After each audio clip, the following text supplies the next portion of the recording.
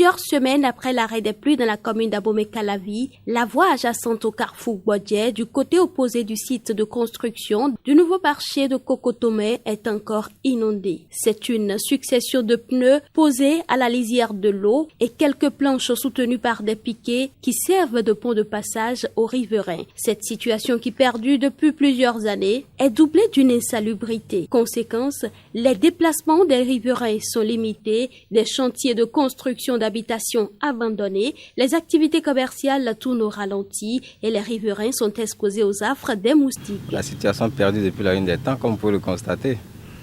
Et quand il pleut, je vous assure que ce n'est pas la joie, hein. C'est tout un souci pour les riverains. C'est difficile déjà pour les piétons.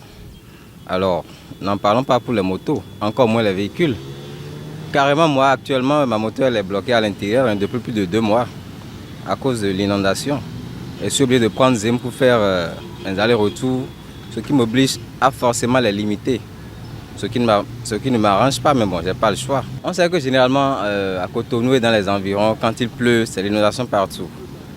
Mais pour cette voie, elle est particulière parce que même quand l'inondation passe et que les autres voies sont praticables, celle-ci, non, ce n'est pas encore le cas.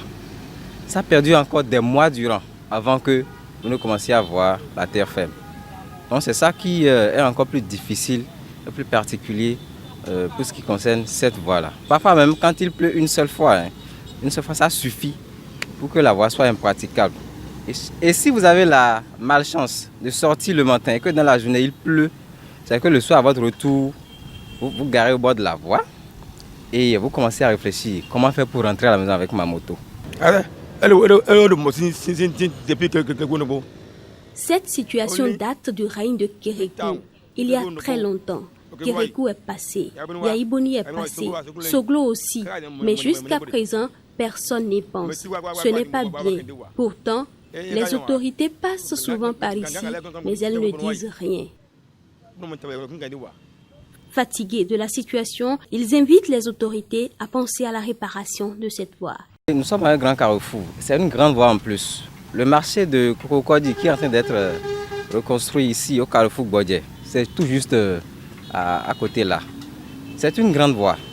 Alors, si cette occasion m'est donnée, je dirais franchement aux autorités béninoises de penser à cette voie. De penser à cette voie parce que ce que nous endurons ici, c'est pas du tout la joie, franchement. Ils n'ont qu'à penser à cette voie. Et le plus, je ne vais pas dire rapidement, mais dans les bons délais, dans les meilleurs délais. Parce que là, c'en est trop. Il faut qu'ils viennent réparer la voie. Sinon, ça ne fait pas honneur à la ville parce que nous sommes en plein cœur de ville.